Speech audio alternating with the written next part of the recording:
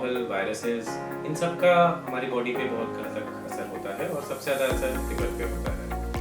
अब शुरुआत में इन सब चीज़ों से लिवर में सूजन आती है जिसको हम फैटी लिवर बोलते हैं, और जैसे जैसे ये इंजरी चलती रहती है ये सूजन सिकुड़न में बदलने लग जाता है, लिवर में स्टिफनेस आ जाती है, और यही आगे चल के जब इरिवर्सिबल स्कारिंग हो जाती है, ज़्यादा स्टिफनेस हो जाती है, उसको हम सिरोसिस बोलते हैं।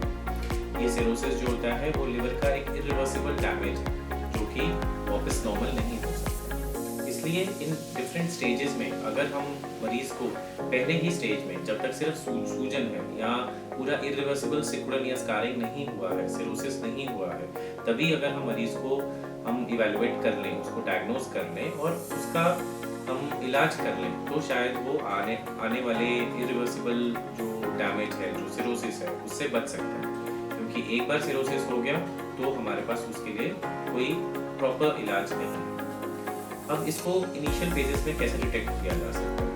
जो हमारा नॉर्मली यूज ब्लड टेस्ट है जिसको हम लिवर फंक्शन टेस्ट बोलते हैं, वो जब डैमेज होता है तो लिवर यूजुअली काफ़ी हद तक डैमेज हो चुका होता है। उससे पहले ऑफकोर्स एक अल्ट्रासाउंड है जिसमें हमें लिवर का थोड़ा फैटी इंक्रीज पता चल जाता है, but again this is observer dependent, जो देख रहा है उसी पे वो क्या देखा उसी से पता चलता है। दूसरा जो है वो है लिवर बायोप्सी, जिसमें हम लिवर का एक टुकड़ा लेके जांच करते हैं और उससे हमें पता चल सकता है कि कितना सूजन है, कितना सिकुड़न है। बट अगेन ये लिवर बायोप्सी जो है इट्स अ इन्वेजिव प्रोसीजर, वो पेनफुल भी है थोड़ा, बहुत ज़्यादा नहीं लेकिन पेनफुल होता है, और थोड़ा रिस्क तो है, पर्टिकुलरली ब्लीडिंग का एक रिस्क रहता है, although risk rate is not that high but still there is a risk. और ऑल्सो ये किस जगह से हमने लिवर पे लिया उससे इसका असर आता है कि हमने बायोप्सी रिप्रेजेंटेटिव एरिया से लिया है कि नहीं।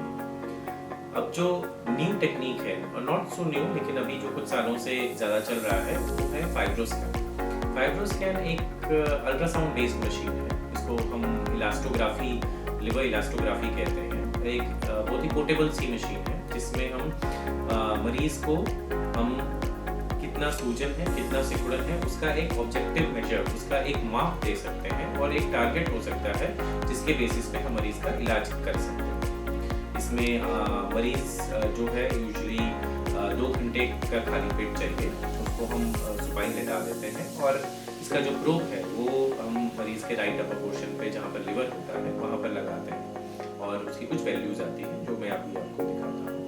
और सबसे खूबसूरत चीज़ इसकी ये है कि ये बहुत ही सेफ है, इसमें कोई साइड इफेक्ट नहीं है, कुछ इन्वेजन नहीं है, कोई पेनलेस है बिल्कुल, एंड रिपीटेबल भी है। जैसे हमने आज सपोज एक मरीज का किया जिसमें हमें कोई रिपोर्ट्स आई जो कि गड़बड़, फिर हमने उसको दवाई दी, वो हम 3 महीने या 6 महीने के बाद एक बार फाइब्रोस्कैन रिपीट करके हम उसको ये देख सकते हैं कि उसको कितना इम्प्रूवमेंट आया, कितना उससे उसका सूजन कम हुआ, कितना सिकुड़न कम। अब आइए मैं आपको दिखाऊं कि किस तरह इसकी रिपोर्ट आती है। तो ये एक एग्जाम्पल है, जैसे इसका रिपोर्ट निकलती है, इसमें ये 2 वैल्यूज होती हैं, ये इसको हम बोलते हैं cap value, that is computer attenuation parameter, and control attenuation parameter होता है। इसका वैल्यू ये बताता है कि लिवर में कितना सूजन आया। अब इसका जैसे इसमें रीडिंग है 280, इसका नॉर्मल रीडिंग लगभग 225 के करीब होता है, ये हम डेसिबल्स में इसका आता है, और 225 से जब ऊपर जाता है तो उतना सूजन आने लग जाता है। तो अगर ये 280 है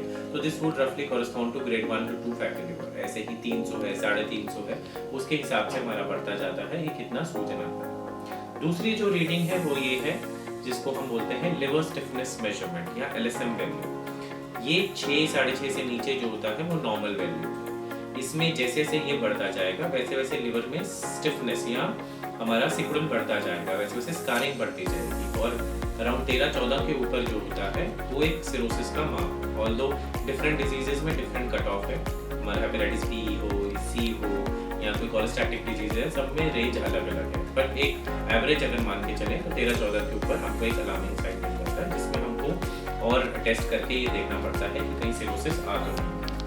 तो ये बहुत ही सिंपल आप देख रहे हैं कि एक टूल है, और इसी में अगर हम इसके बेसिस पे हम पेशेंट को डिफाइन कर सकते हैं और ट्रीट कर सकते हैं, एंड रिपीटेबल भी है, और इसी के से हम अर्ली आइडेंटिफिकेशन से पेशेंट को बचा सकते हैं।